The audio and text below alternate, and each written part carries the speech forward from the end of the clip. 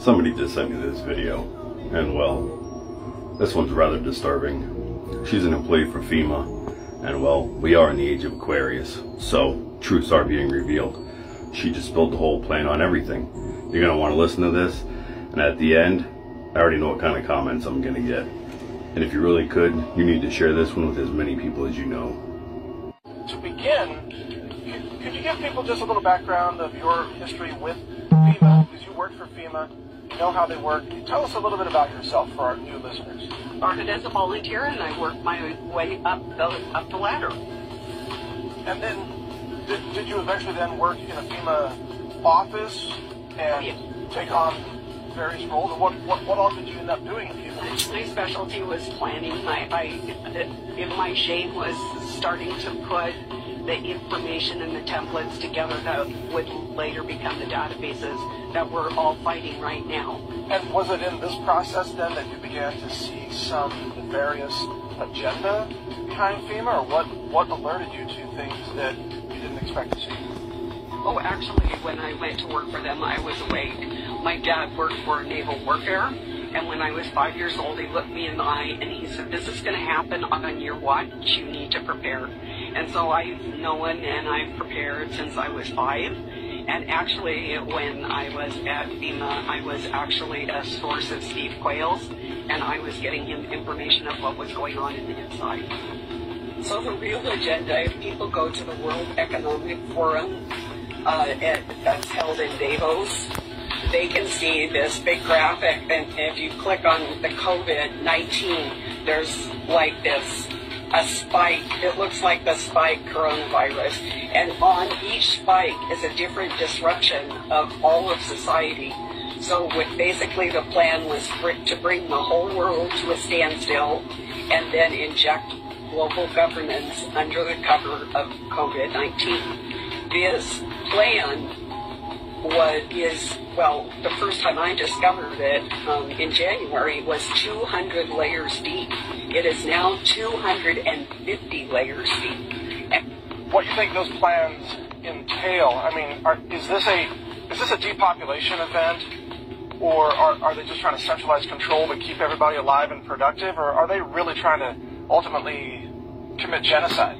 So it's interesting that you asked that, because I'm taking this series of military classes, let's say, and I just did a special report today.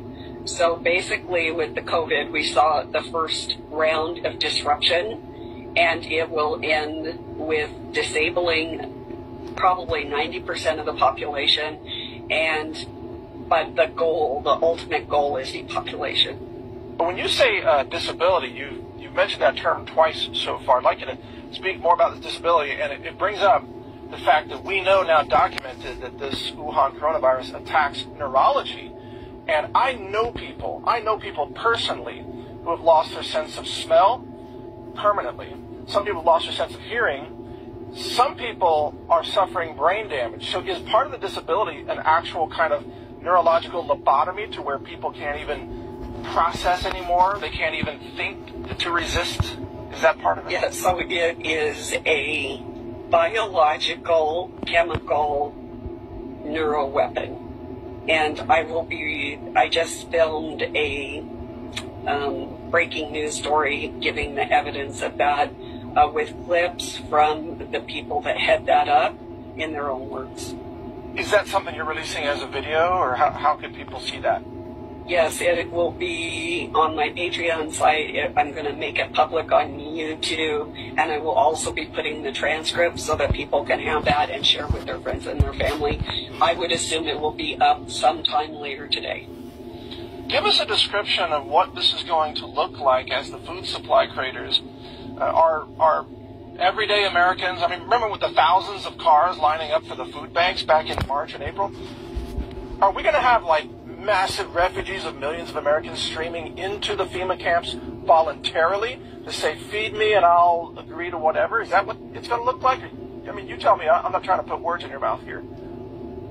So basically, there were several objectives after Hurricane Katrina, and one of those was a bill that was spawned after Hurricane Katrina to establish public reception centers at your local Walmart or whatever large facility. It could be Costco, whatever. And it was set up in case of a nuclear event, but it could be any disaster. It could be a pathogen, it could be an earthquake, it could be a hurricane. We're already conditioned to do that. Like it will be a brainstem reaction that when this happens, the next wave hits, that people will be starving. The food supply is going down. The UN just put out a report that they wanted to sell food by the 1/1000th of a calorie. And DARPA, which is the Black Ops military sector, wants to sell food by the molecule. So after this next lockdown that we are expecting, I would say within probably 8 weeks, your food supply is going to evaporate, and they want to change your behavior. And right now, you've got a little bit of freedom. Get what food supplies you can, get what seeds you can, because what you have when you go into that lockdown is what you're going to be having unless you completely kowtow to the global agenda. And how is it, my question to you though, Celeste, is how does FEMA run that whole idea of, hey, we're here to help you. If you want food, come on in and consent to this FEMA camp. How does that exchange actually work? How do they run that on the streets? So you would go to the public reception center, then that's where you would be processed. It's going to be different than the concentration camps of World War II because we basically are in an automated technocracy. They've got synthetic beans, they have robotics. They really don't need a large population base. So one of the reasons that I left the agencies is they have this plan that if you do not believe that the government is God, then you would go to one of these processing centers briefly. If you could be re-educated, they would do that, although there isn't much need for humans. The globalists really are free to admit that there's no room for humans anymore. It's our duty to expire so that to make the planet, to atone for our sins, basically, of what we've done to the planet.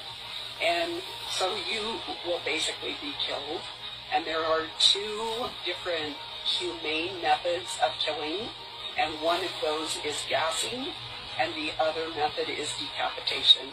And they've been doing all these experiments, decapitating thousands and thousands of mice, recording their brain waves, all of that, to justify decapitation as a humane method of euthanizing people.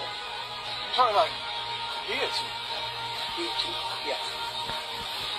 And if you think that there's no evidence, so back in between 2000 and 2005, I collected a lot of military documents, such as, because they were really studying the issue of guillotines and how to build a better guillotine, this type of thing. So I have those documents.